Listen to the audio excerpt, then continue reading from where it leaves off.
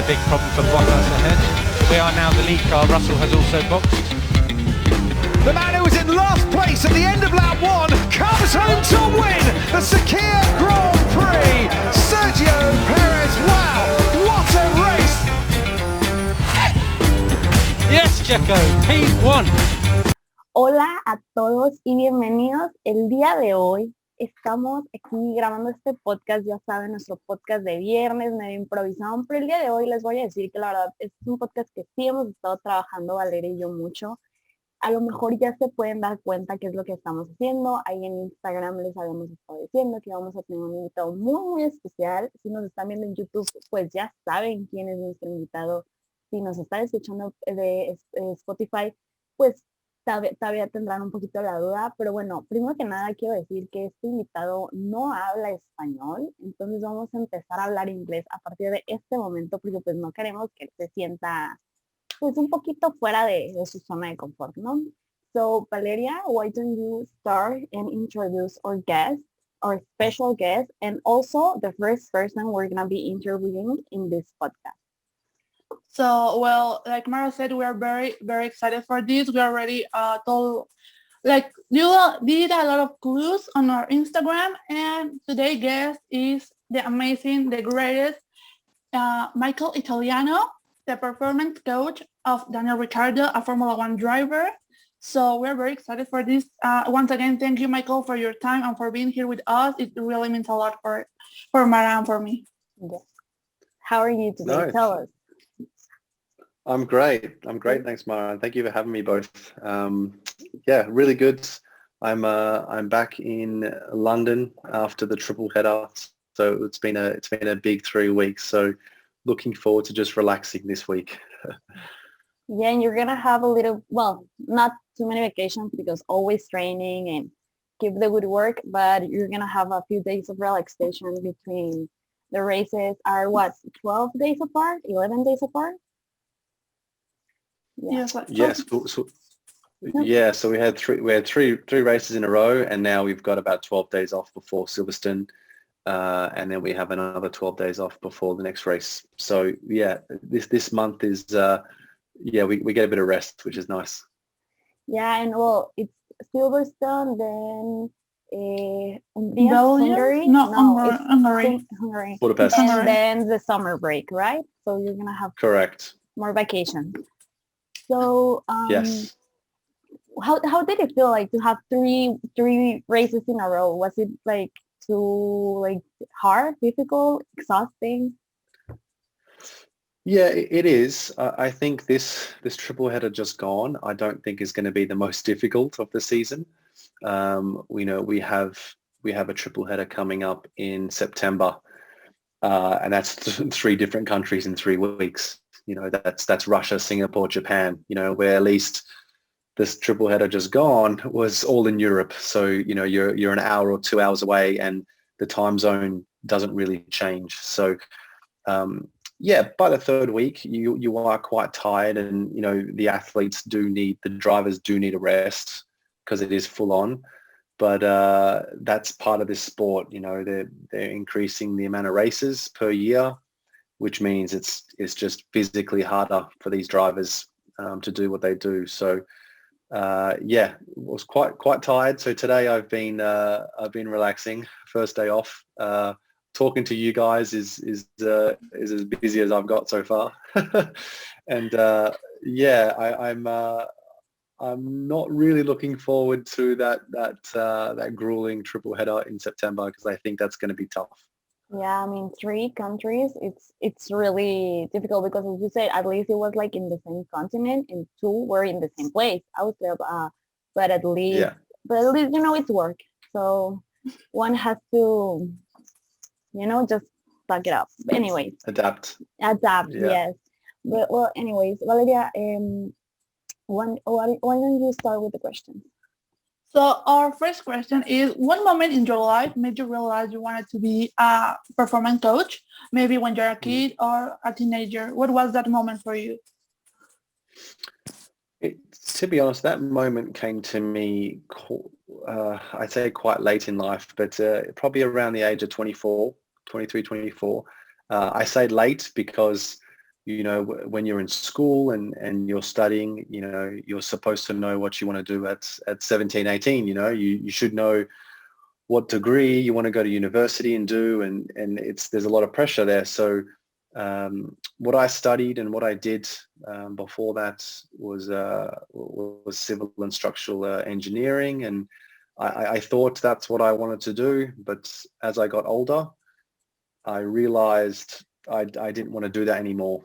And, I think by the age of, 23, 24, 25, I started maturing and, looking at my life and started picturing my life in 10 years time.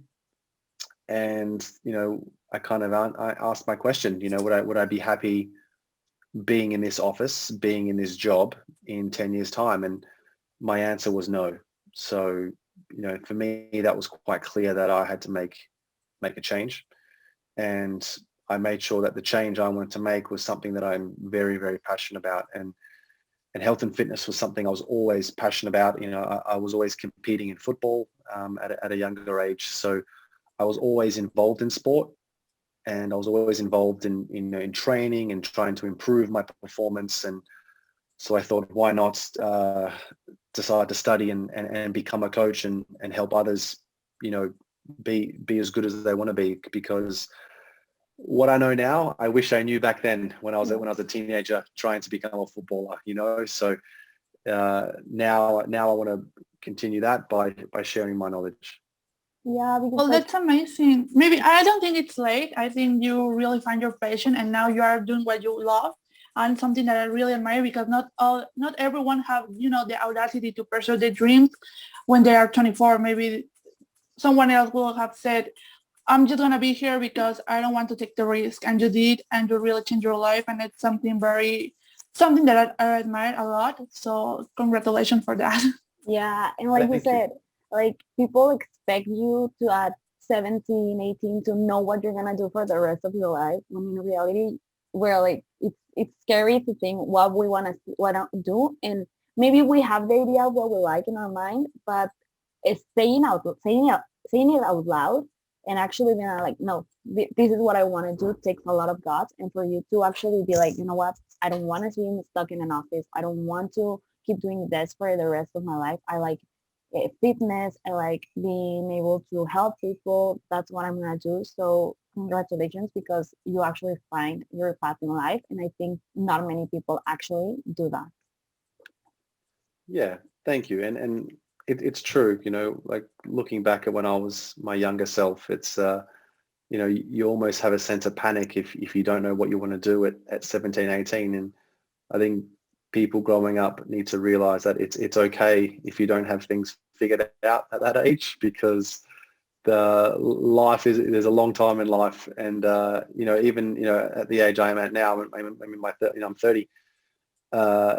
Part of me sometimes thinks that I still don't have it figured out, and that's a good thing. It keeps you on your toes and it keeps you striving for more. So if you're 17, 18, or you're 27, 28 and you still haven't figured it out, my advice would be, don't panic. It's completely normal, and eventually you'll find something that you're happy to to be involved with.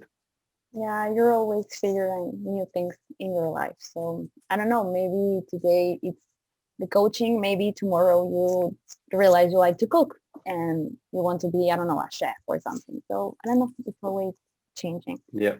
So anyways, we'll continue. So you obviously work with Daniel Ricciardo, and when he moves teams, for example, he goes, I don't know, from Renault to McLaren. But how does the moving of things affect you and your way of working, and how is it for you different than for the driver? I mean. Yeah, I think the only thing that's really affected is the bonds you have within the team itself. Our training that won't change, obviously, because the training doesn't change depending on what team we're at. We just wear different colors. Come race day, it's the same thing. We're still, the outcome's the same. He still has to race and get the best result possible. So the only thing that changes is creating new relationships and new bonds with different personnel, and figuring out how that team operates, how they do specific things, because every team works differently.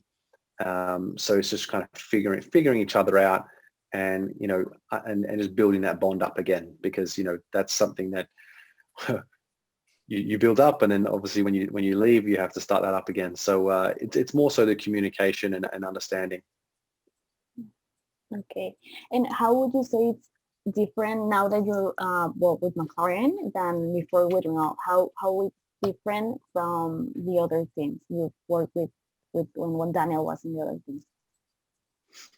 Yeah, it's not too different. The only thing that's different is the people. So the people are obviously different. So you have to understand how they work. What are the processes involved of particular things, just to make sure that we're not doing the wrong thing. But come race weekend, we're still in a garage, we're still in a race car, and he's still driving. It's just different colors. The teams are very, very similar. It's just the people. It's just the people that change, and ultimately the goal stays the same. We want to win a world championship. That doesn't change. So not much changes. It's just familiarizing ourselves with a new environment. Yeah. It's like when you're the new kid at school and you're like, well, I don't know anybody. Exactly. Yeah.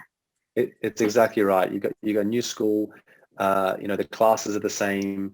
Teachers are different, so you have to get used to that, and the kids are different. So it's just getting used to your environment. Well, that's great that you have the adaptability, and also Daniel, to keep going and don't let maybe a new team affect the performance. So the next question is, what are the hardest moments for you as a coach? Maybe one that you are physically and mentally not in the best mood, and how does that affect you in your work with Daniel and in your life as well?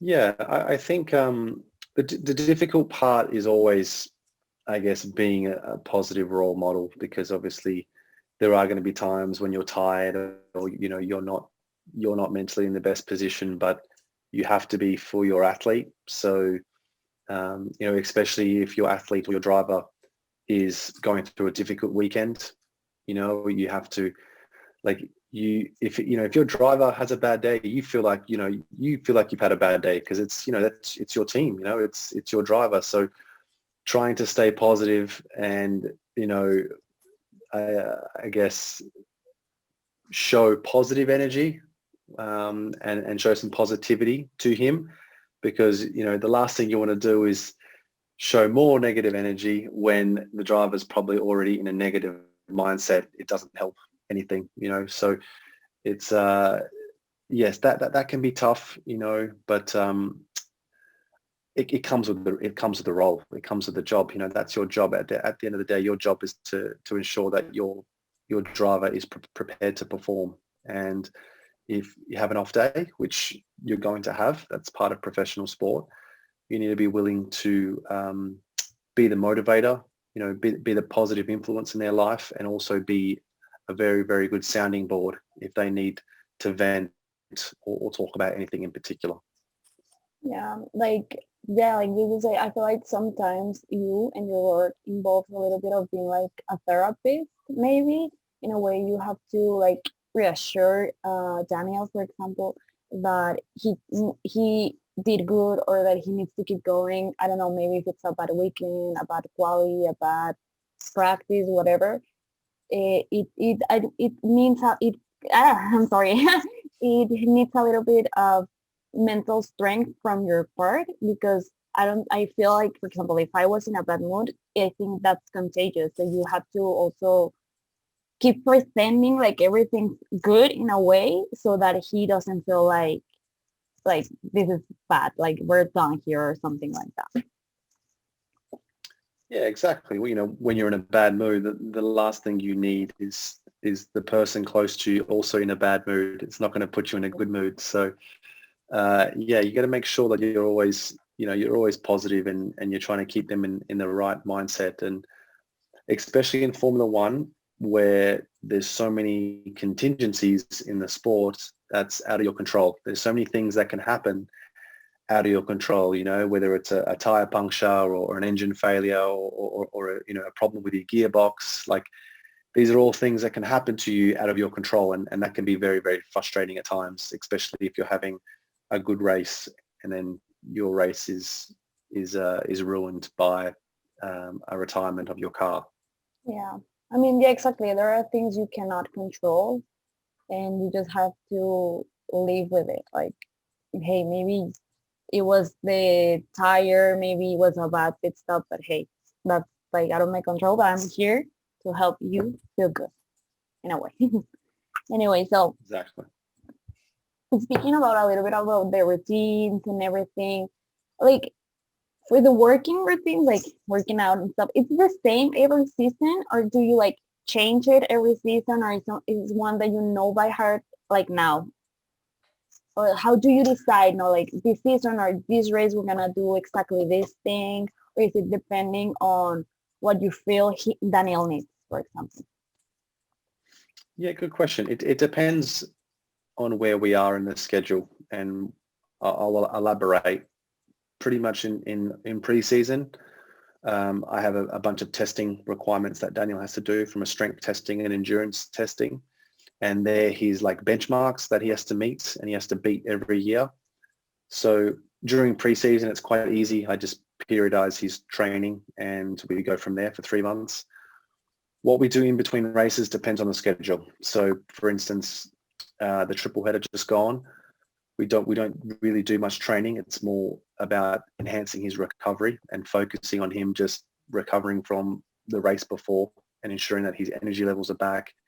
He has no muscle soreness. He's not feeling stiff, and he's just mentally clear for the race ahead. So come a triple header, you probably won't see much training. As for now, when we got 12 days off heading into Silverstone, we'll do some training. Usually we focus on the neck, his cardiovascular fitness, and just also his overall strength training as well. So just keeping on top of every element to keep him optimally conditioned. Some races, depending on the climate, we may change as well. So heading into hot races like Singapore or Budapest, we might do some heat acclimation training. So just training in the heat to get him used to those higher temperatures. So to answer your question, it really depends on where we are in the season to what we do. And for example, you mentioned the recovery process. How it is maybe the recovery process when you have like this triple header 1 week and then the other week you have a race. How does the recovery process work in that moment, and how does it work when you have maybe 12 or 2 weeks without a race? Yeah, well, obviously, if we've got 2 weeks, it's great. We got more time to recover. But recovery is everything, right? So it's sleep. So making sure he gets the right amount of hours of sleep. Afternoon naps if he needs them. His nutrition. So making sure he's eating really, really well. Getting into massaging. So just making sure that his muscles are all recovering well. Getting in some good supplements. All right. So supplementing for him. So just doing all these little things, stretching as well is really good for recovery. So doing all these little things makes a big difference, especially when we have short periods of time before the next race. That's all these little things, they add up. But for now, let's we finish a triple header. I'll probably give Daniel 3 days off just to do absolutely nothing, because he's just had 3 crazy weeks. And for me, he's going to get no benefit out of me making him train today or tomorrow, because his body's still recovering, and so is his mind. These guys get physically fatigued, but they also get mentally fatigued. So I'm going to give Daniel 3 days to do absolutely nothing, and he won't hear from me, so I won't bug him for 3 days, and then hopefully by Thursday he's recharged, and we get a good 5-6 days of training in. And what are you gonna do these 3 days without coaching him? You're still training by yourself. What is like what do you do when you don't have to train Daniel? Yeah, so I'll plan his training for when we start. So I'll make sure that come Thursday everything's planned and accordingly. There's a lot of admin stuff. So just lot of equipment and supplements that I leave at the track. I just make sure that everything's like, I haven't run out of anything in case I need to restock up on anything. You know, like today I did like a restock of an order for some electrolytes, you know, some protein powder that we ran out of. So I'll just do some admin stuff like that to make sure that when I get to the track on Thursday, everything's ready to go. I also have a fitness platform that I run. It's my own business, so that keeps me busy as well. There's plenty to do in that one. Yeah, and you said that with the temperature of the race week, it affects the routines. So sometimes if it's, I don't know, like a really, really cold weekend, how would you say you are like, no, today we're gonna do a little bit more of this or a little bit less of this? Like, how do you decide that?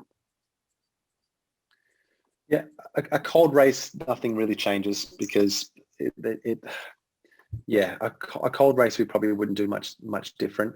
But with a hot race coming up, probably 10 days prior to that race or 10 days prior to the Friday before he jumps in the car, we'll do specific training, specific heat acclimation training. So getting him in the sauna, getting him out in the hot weather, hot environments, and doing some long cardiovascular type of training to get his body used to that temperature. So because you have to understand is once he's in that cockpit and he has that race suit on, man, it's like 50, 55 degrees in there, you know, with the engines on, and you know he's so close to the asphalt as well, and the asphalt is so hot. So yeah, that they need to be conditioned for, you know, these hot, humid environments like Singapore, Budapest, Abu Dhabi, to name a few. Wow. That's very interesting. I will never thought that the weather will affect in the way of training, but that's very interesting for me to know. Well, the next question is, how will you say it's different training just one person that you have to keep your whole day? Probably it consumes most of your time, training maybe 5 or 6 or 7 people that you have to maybe see 3 times a week.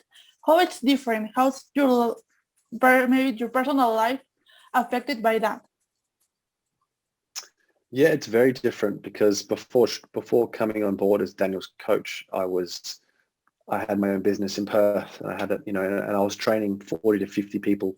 You know, I was coaching 40, 50 people, and then I transitioned to one person, and I had all this time on my hands, and I didn't know what to do with myself. It felt weird. So to answer your question, Valeria, to be honest, there are times where I do get time, you know, a lot of time to myself. So, you know, these next 3 days is when I will have a lot of time to myself. But like I said, that's why I have my online business where I coach other people. So I will, you know, that keeps me busy, occupied. I don't like being bored. I like being stimulated. So I need to be doing things. So that keeps me busy. That keeps me busy pretty much. But yeah, there are times where I really don't have much to do, especially August break. Daniel will go on holiday with friends or family, and I'll stay in London. And you know, when we're not training, there's not much for me to do unless just checking in and making sure that he's okay. And okay, I have a question. It's not, we always make a little bit of we put everything we want to say, and I just came up with it. For example, when Daniel's on vacation, and you obviously got to give him a diet and certain things he has to eat, certain vitamins, certain protein powder, etc. When he's on vacation, how does that change? Does he just not care and just eat whatever he wants, or does he have a cheat day and the other day of vacation he has to be on this regular meal? Yeah, so come vacation, we're a little bit more lenient. He would travel with his supplements and make sure that he gets his supplements in and he's taking care of himself. He obviously eats very well. You know, being very he's a senior now. You know, he's very experienced in Formula One. So I say that because that means he's quite mature. So I don't really have to be on his case about eating because I know he's going to eat well. And yeah, you know, if he's in Italy and he wants to have a pizza or a big bowl of pasta and some tiramisu, then go for it. It's part of life, but when we get back into training, he has to be at a specific weight. And if he's not, that's my responsibility to get him there. And, if he's too far off the target, then I'll have a stern word and make sure that he doesn't do that next time. But he's very good like that. He takes care of himself. He knows he has to hit certain markers when he's back. So there's no point eating really bad, because then when you come back, you've got a big, long way before you get back to where you need to be. So Daniel's very good at balancing, your cheat meals with also being healthy. We're gonna have a serious talk if he eats more than he has to eat. But well, maybe like you said, it's part of the process, and maybe he deserves a little bit of a cheat meal. He have done a hard work this season. So the next question is, we already talked about the bad moments, but for you, what are like the best moments in your life? Like when you said, okay, this is why I do what I want to do. This is why I am a coach. This is like the moment that lives in your head forever. Yeah, I think that there was an initial moment when I first started as a coach back in Australia. I think he was like my fourth client. And I think after training him for like 6 months, he come up to me and thanked me for saving his relationship with his wife, because he said, training under you, I've got more energy now, and I'm in a better mental state than I was before, and I'm actually spending a lot more time with my wife, and I'm a lot more positive, and it actually saved their relationship. So early on is probably when I had that feeling of, wow, this is why I'm doing what I'm doing, and this is why I love what I do, because it's so fulfilling.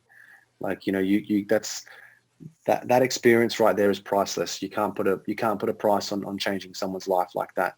So that was probably the initial moment. And I guess the other best moment was when Daniel won Monaco. That's probably when I thought, yeah, this is why I do this, because everyone loves winning, right? So that was probably the moment in Formula One that I had that moment. Yeah, had that feeling. Well, Monaco obviously seems unbelievable, but what you say, it's really interesting, because many people not realize how much working out, or just in general having more of a routine can change your life. And the fact that you, what you said, you change someone's life for the better, I feel like it's something we genuinely sometimes we do not give credit, coaches and well, any other people, because we feel like, oh no, this is what I did. But if you hadn't had help from your coach, if he hadn't been really rigorous with you, if he hadn't been on your tail, basically, you wouldn't be there. So I think it's unbelievable, genuinely unbelievable. Yeah, thank you. Yeah.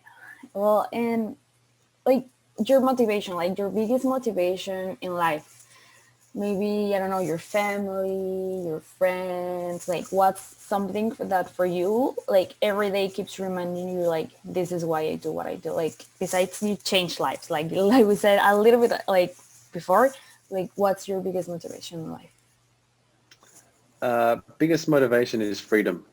I want the freedom in my life to be able to do what I want to do, and that for me is the biggest motivator. I want to be able to pack my bags and live somewhere else if I want to, and not having to worry about anything, or have no financial barriers or constraints. So that for me is the biggest motivator, is knowing that I want to keep working hard, keep trying to be the best person I can, and the best coach I can, and that way then I can be as free as I want, and live anywhere I want, and just do what I want, really. I feel sometimes sometimes people are stuck in a job, or people are stuck in a certain country, and they don't have they're not they don't have the opportunity to move away or to live in a different country, for whatever reasons. And I think that's a big motivator for me. It's just having the freedom to do what I want whenever I want. So that keeps me working hard. Yeah. Well, honestly, I didn't thought you were gonna say freedom, and to be honest, I was like, oh, he's probably gonna say like, oh, like my family or something. Like, it's good to have this kind of answers because it's like things you don't expect. But honestly, like, freedom seems like a great motivation. And well, many people like sometimes want to start like in coaching people, in this world of coaching, like, but what is an advice you would give someone who wants to start and maybe, I don't know, have a job similar to yours, for example? Yeah, my advice would be go for it.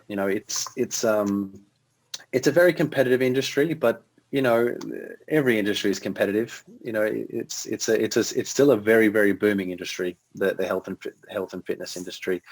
I will say though, nothing will just be handed to you. If you do want to become a successful coach, you're going to have to work hard, and that shouldn't be a surprise to anyone. If you want to be good at anything in life, you're just going to have to work hard. There's no cheat around it. You speak to any of the best people in the industry, they'll tell you, it's the old cliche, you got to work hard, and I think it's a very, very valuable industry to be in. And like I told you, I think it's the effects you can have on people is completely priceless. It's such a rewarding job from that aspect if you love helping people.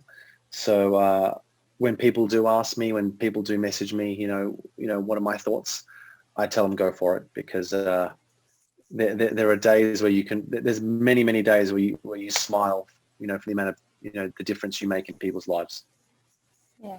Well, that's amazing. And more for me, I think, for me, this is very special, this question and this interview, because that's something that I want to do when I grow up. I would like to help people in the way you do. And for me, you are a biggest role model, like one of my biggest inspiration. I really look up to you because you're amazing what you do, not just because of Formula One or because you train Daniel Ricciardo, because you change people's life in a way not everyone can do that. So for me, it's very like motivating these words, like just go for it and you will like figure it out in the way.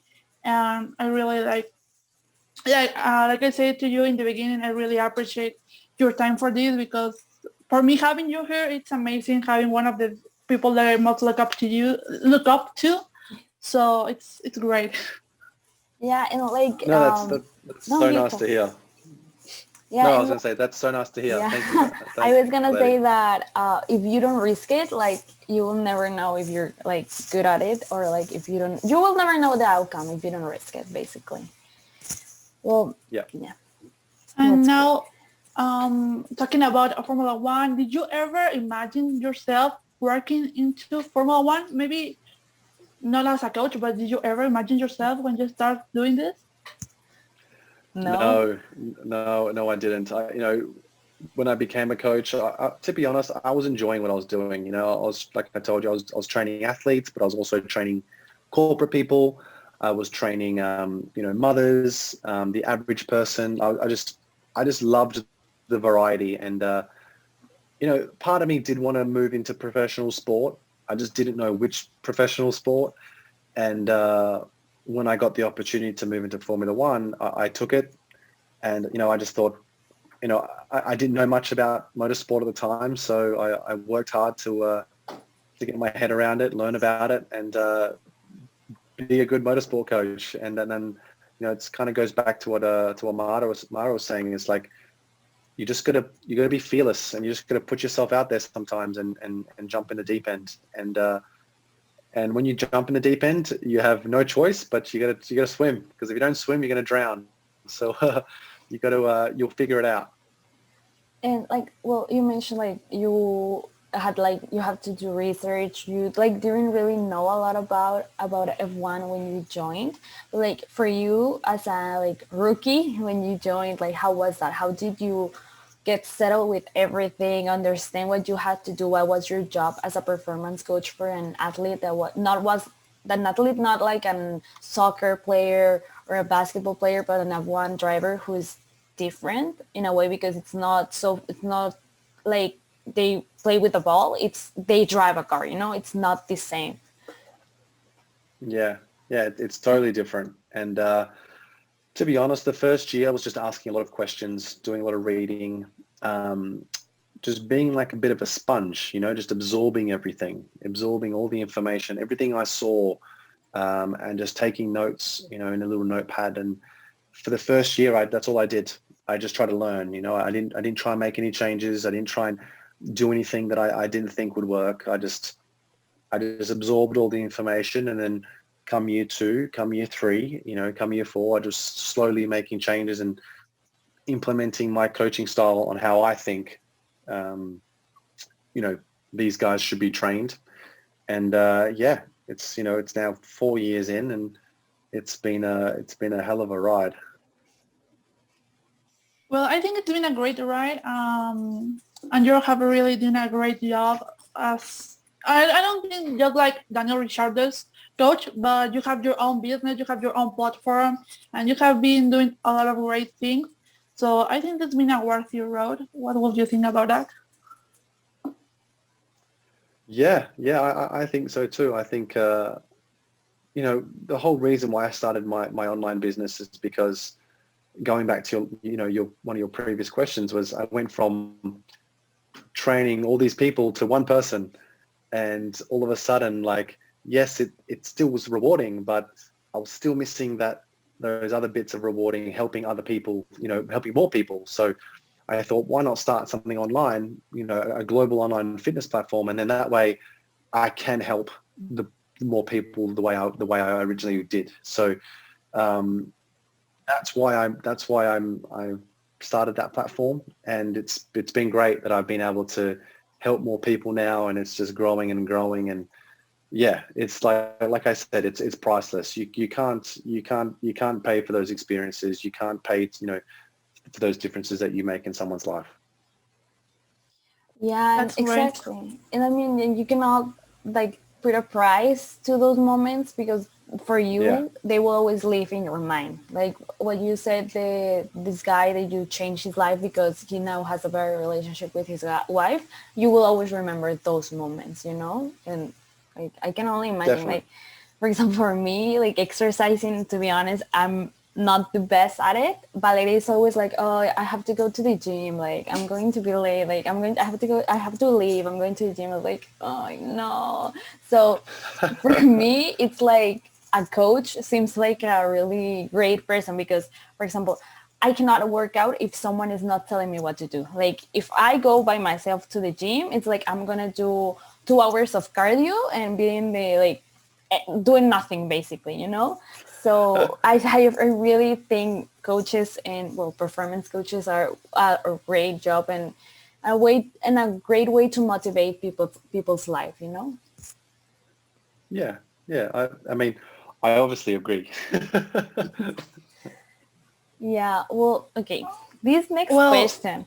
Well, I have to ask this. It's a little bit weird, a little bit uncommon, but it's honestly a genuine question I have, and you may be like, why is she asking this? But like, okay, when you move teams, like you obviously have to use the uniform of the team and everything, but like when you change to McLaren, do you have to give the uniform back from Renault, or do you keep it as a gift, or like do you remember? Like, I don't know why, but it's a genuine concern of mine to know that.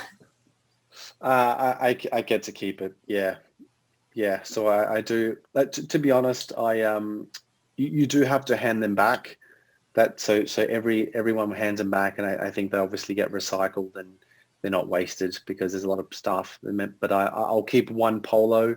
So I do have a Red Bull polo, a Renault polo, and whenever my time's up with McLaren, I'll keep a McLaren polo as well, just for the memories.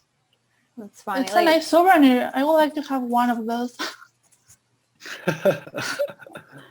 Yeah. I mean, sorry, what I was gonna say is like now Renault is Alpine, so it's nice to have a memory of the before.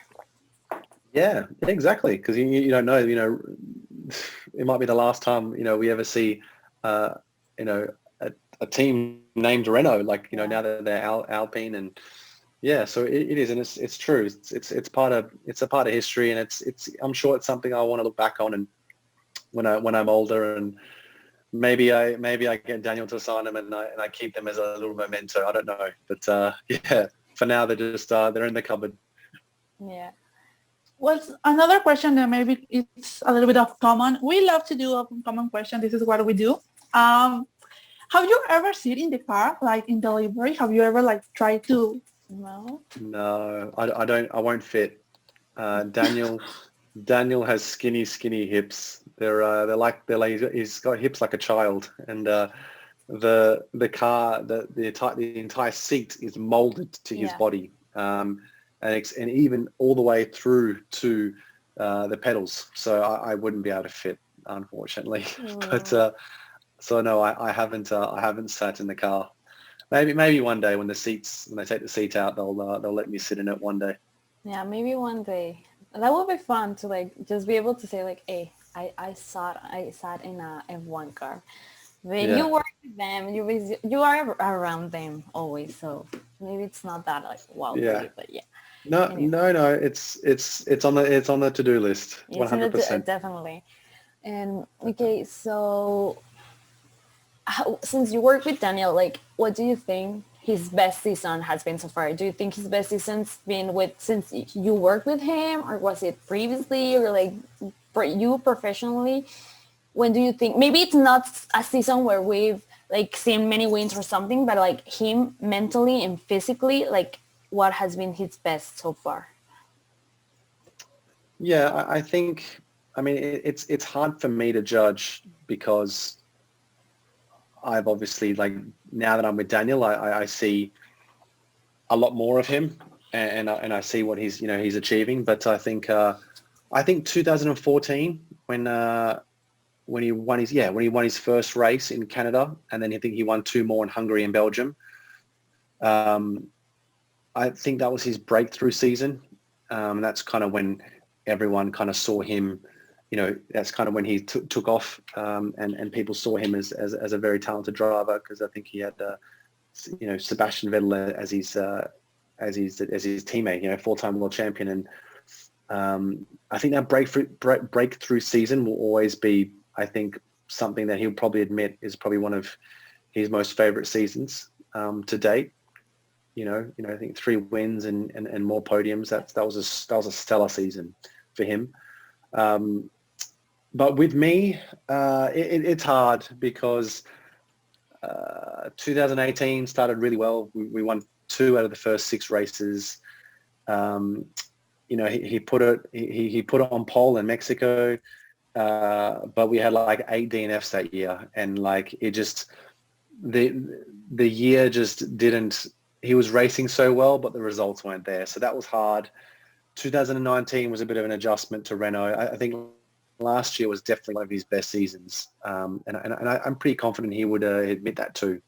So with me, definitely last year, I think was his best season.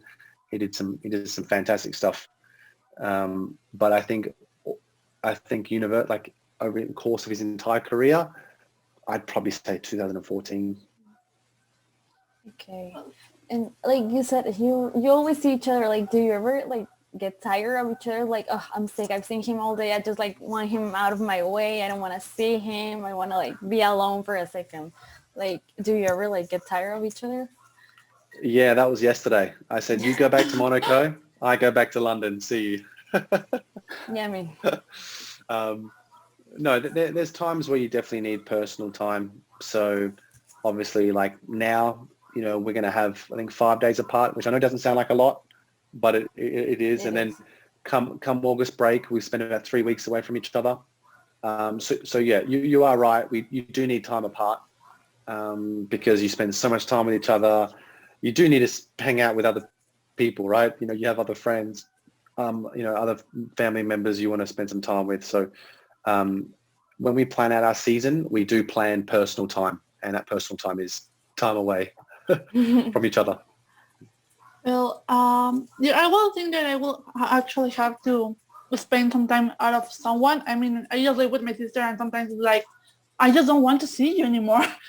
We have been together for so long, and then with quarantine, it's like, go off for a little bit, please.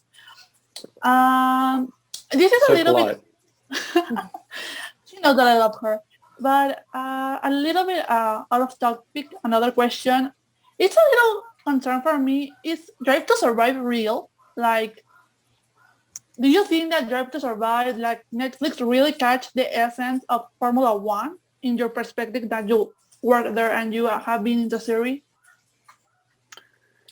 Yeah, I think so. I mean, they get some pretty detailed stuff and the real insights into Formula One. Like, obviously they can't show everything. That's just the nature of reality TV, I guess. You can't show everything. You know, you've only got 10 or 12 episodes to show what you filmed in a year. But from what I've seen, yeah, definitely. I don't think there's no hidden agenda to any of those series or any of those episodes or anything like that. I think it's really, really good for the sport. I think they've done a really good job. And from what I've heard about the ratings and the amount of views that it's getting, it shows that it has been a good series and people are actually interested in Formula One. Yeah, I mean, they've had 3 seasons so far, so I think they're doing good. But like, Yeah.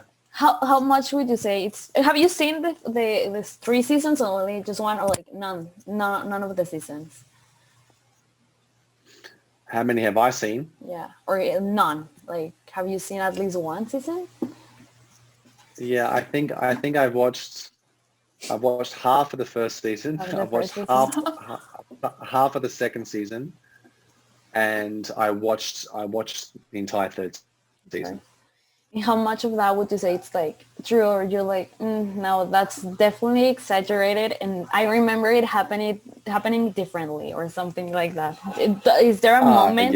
Yeah, definitely. Yeah, they I mean, but it's a Netflix show, right? So of course they're going to dramatize things and you know, make some things about a rivalry that's, to be honest, not there. Yeah.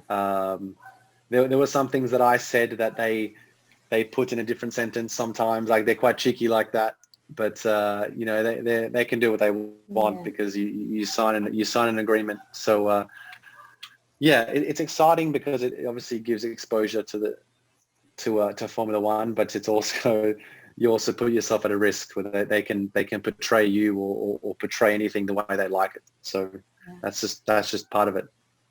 Well, it's interesting to see it from someone who's like been on the show in his eyes.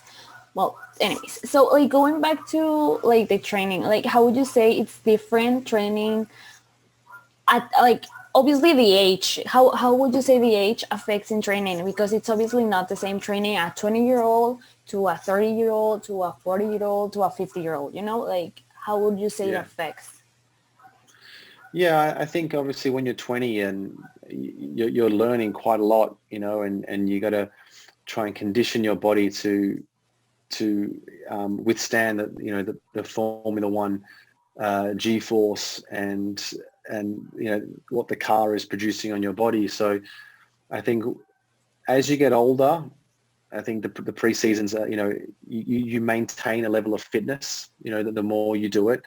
I think once you hit into your 30s, you know, I've got a saying, you know, you need to train smarter, not harder when you're a bit older, you know. So just doing things a bit more smartly rather than, you know, when you're 20, you can recover a lot quicker and you can maybe get away with not sleeping very well for a week and still smashing out, you know, 10 to 15 kilometer run and you'll be fine.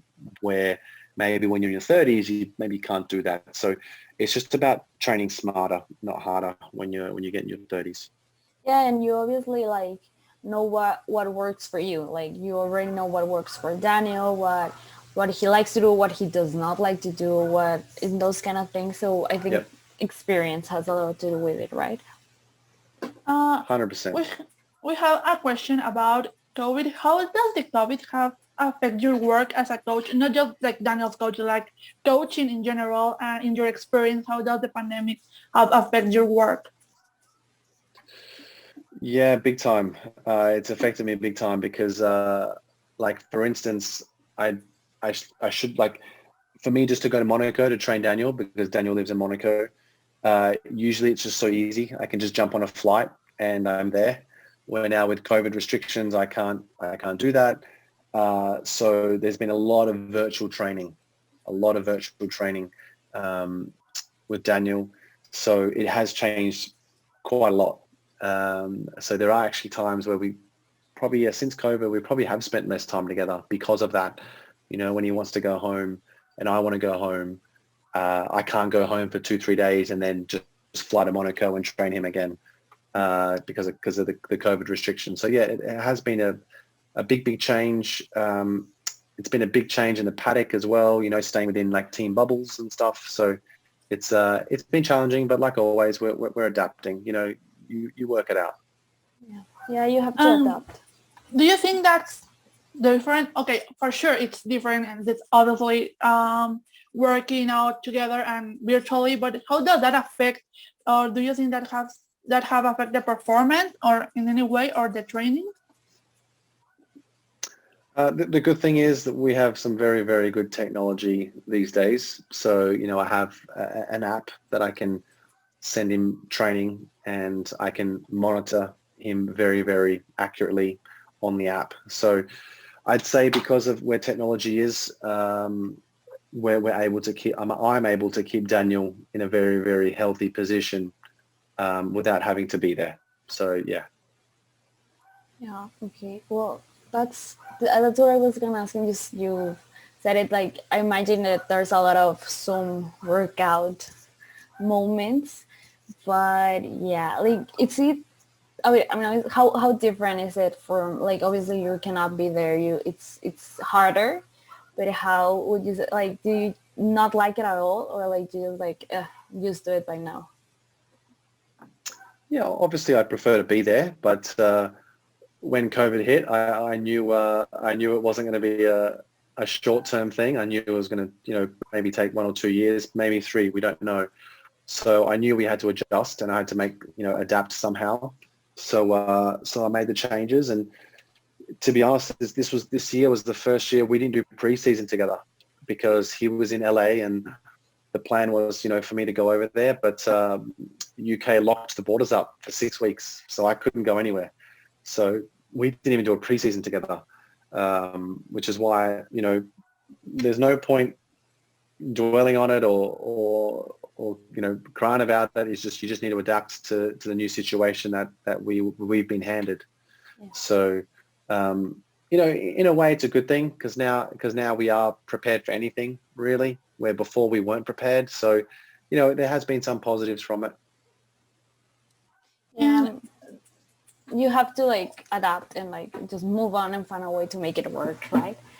Well, Valeria, I interrupted you.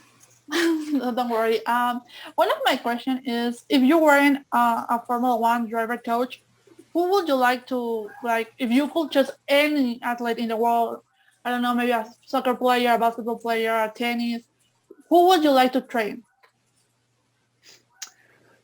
I from an athletic perspective, I love NBA and I love tennis. So, you know, if you're talking anyone, like I'd love to train, you know, a LeBron James or a Roger Federer. Like, I think those athletes are as talented and as gifted as they get. Yeah. Have you ever trained like a tennis player or a basketball player? I don't know, a rugby player, for example. Rugby, yes, and football, yes. So yeah, I have done a few golfers as well, some mixed martial art athletes as well. So quite a few. And in Formula One, would you like to train maybe, and historically, like maybe from another era of Formula One, who would you like to train? Oh, that's a good question. Who would I like to train? Oh, geez. We're going back now, aren't we? I'm going to say James Hunt. I reckon he would have been an absolute adventure to train. Yeah. would have had some good laughs. Yeah, definitely. Sure. And well,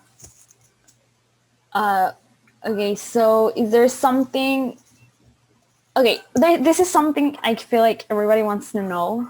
You don't have to answer it, but like here between us, like did Cyril got the tattoo or like he did not get it? Like No, he did not not get it? yet. No, No, yet. I Okay. think I think to be honest, I'll defend Cyril here. I think Daniel had to organise a time and everything, and I don't think he really did that. So I think that's still in the works. Well, Oh I my think God. no, you We say. all thought it was like real. Like he already got it or something. I don't know. That's kind of what we want to ask you. Oh no, he was a man of his word. He said he would get it, but he had to. They wanted to be together to do it, and that was the difficult part because then COVID hit, and to try and be in a tattoo parlor in London together was going to be difficult because so it's been hard. And do you know what is it gonna be, or like it's a mystery for you too? I kind of have an idea, You but kind of have an not the final design. Okay. Well, we'll have to wait and see to know Yeah. what is it. What's the big mystery of the tattoo?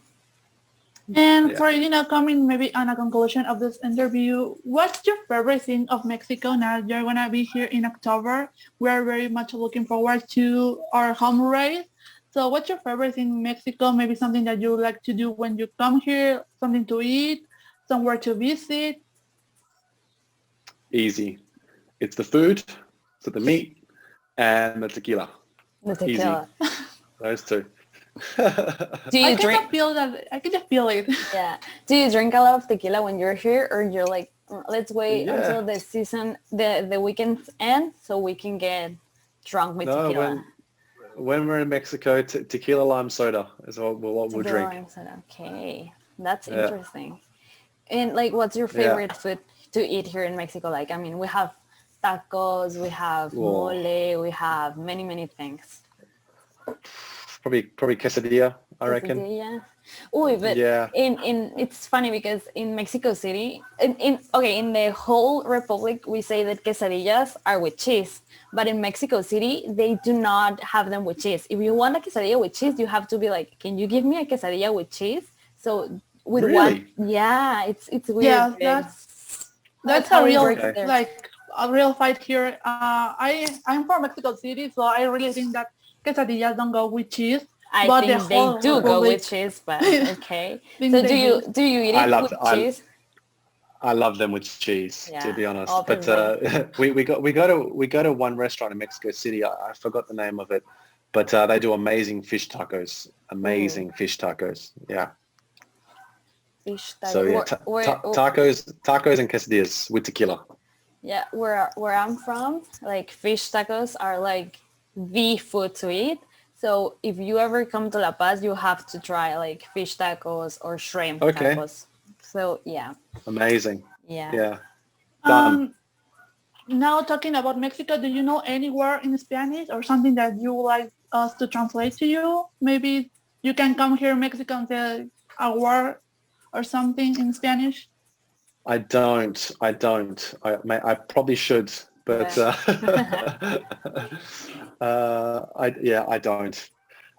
Mainly because like most people, well, where we stay in Mexico City, like like the area around there and the restaurants, everyone speaks English. So I'm not forced to to try and speak, but I should learn.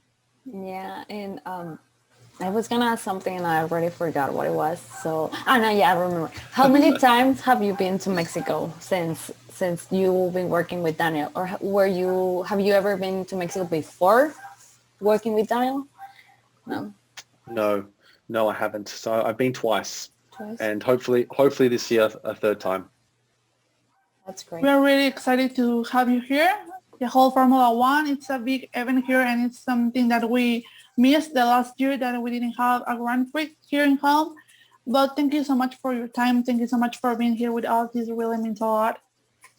Yeah, No, you're welcome. we don't want to take much of your resting day. You have to rest, so we can have a good performance from Daniel next race. And we're really grateful for you to be here with us, for being able to spend a few minutes with us. So thank you very much for that. No, you're most welcome, Mara and Valeria. Thank you for having me and having a chat. And hopefully I'll be in your hometown at the end of the year. I hope so, because it's good fun. Yeah, thank you so much. Yeah, thank you again. It really means a lot. No worries, guys. Yes, well, see you. Take care, guys. Bye-bye. Bye. Puta madre, güey. Güey, espera, seguimos grabando y no hemos dicho la conclusión.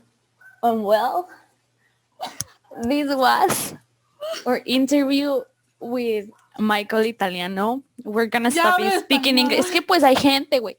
So if you speak English, we're gonna start speaking Spanish. Una vez más. La conclusión en inglés una vez más. Okay.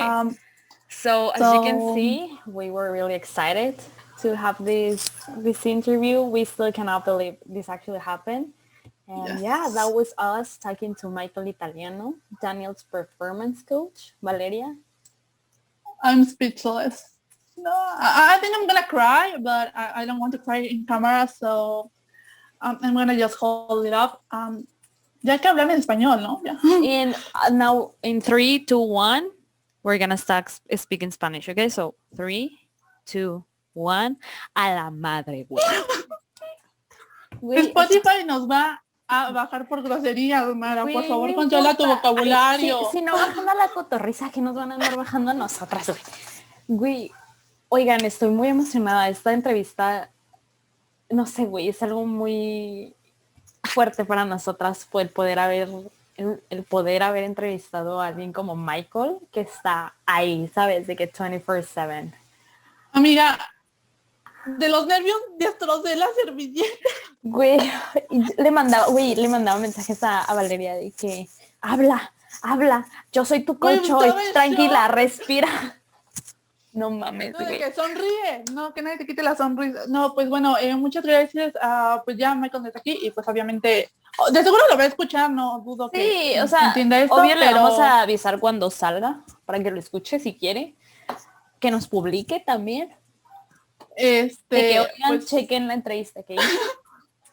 No sabemos. No, eso es irreal, la verdad. Muchísimas gracias. Esto no hubiera sido posible sin todo el apoyo que nos dan capítulo tras capítulo. Realmente fue algo que no esperábamos. Es algo wow. No puedo ni hablar. Yo creo que cuando iniciamos este podcast, cero nos imaginamos el poder un día entrevistar a alguien como Micahel. ¿Quién sabe? Hoy fue Micahel, tal vez en un futuro Lewis Hamilton, no lo sabemos. Y es real, ¿no? Hace unos pocos meses a mí me empezó a gustar la Fórmula 1 y si alguien me hubiera dicho como de vas a tener un podcast que ha estado en los tops de deportes y vas a poder entrevistar a alguien como Micahel, probablemente no lo hubiera creído. Entonces estoy muy emocionada, muchísimas gracias, espero que les haya gustado este episodio. Está en inglés, pero si lo ven en YouTube, bueno, va a tener subtítulos. Igual no es un episodio muy largo. Micahel nos dijo que él no hacía podcast de más de, que eran 50, 60 minutos, por eso lo hicimos un poquito más corto. Pero esperemos si hayan podido rescatar algo de este capítulo. Yo sigo temblando, probablemente vaya a vomitar, pero... ¿Cómo también? Bueno... pues muchísimas gracias a Micahel que se tomó el tiempo, o sea, amiga, tuvo 3 semanas carrera y se tomó 1 hora de su tiempo para sentarse a hablar con nosotras, es algo increíble y que significa muchísimo, en serio. Sí.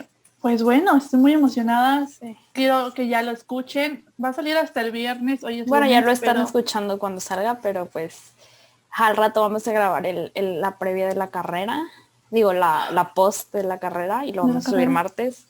Esto va a salir en viernes. Así que pues yo creo que ya. Muchísimas gracias a todos por escucharnos, por pasar su tiempo con nosotras. Recuerden seguirnos en nuestras redes sociales. En Instagram nos encuentran como CURVA15. En TikTok a mí me encuentran como MaraSoftF1 y a Valeria como ValeNorris04. Y pues vayan a seguir a Micahel Italiano también. De seguro ya lo siguen, Obvio, sea, pero si no lo siguen, vayan. no creo que le vayamos a mandar muchos followers, pero pues sí, vayan, chequen lo que hace, es el performance coach de nuestro queridísimo Honey Badger. Pues bueno. Daniel Ricciardo. Espero que lo haya pronunciado bien. Güey, qué puta pena si dijimos algo mal. Siento que a veces él también hacía caras de que, ay, ¿qué están diciendo? Pero ya, ni pedo. Pues bueno, estamos muy emocionadas por esto. Muchísimas gracias por acompañarnos en un episodio más. Una vez más, no me lo creo. Aún ya pasó y no me lo creo. Pues bueno, ¿algo más que agregar, Mara? Nada más. Tengo que ir a desayunar. Eso es lo único que tengo que... porque eran sus 4 de la tarde, pero eran nuestras 9 de la mañana y nos levantamos temprano. Entonces, sí. Anyways, pues ya, es todo por nuestra parte. Muchísimas Muchas gracias por habernos escuchado. Bye.